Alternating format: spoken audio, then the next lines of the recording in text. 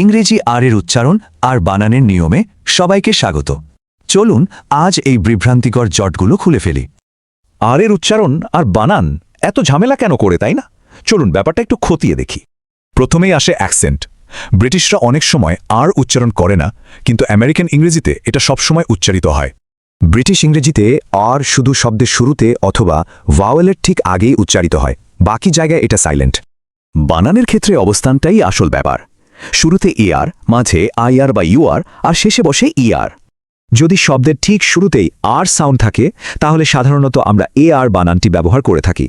যেমন ধরুন, আর্মি শব্দটি প্রথমে এ আর সাউন্ড, তারপর এম, আর একদম শেষে ওয়াই বসেছে।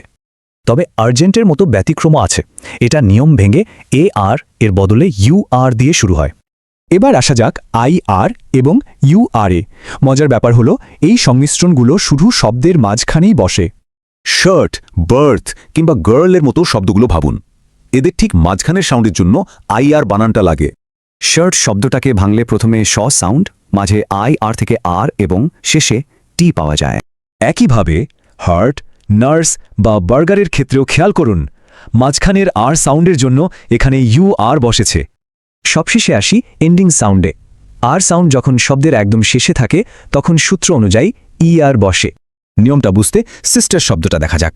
প্রথমে SIS, তারপর টি, আর শেষে ই আর দিয়ে শেষ।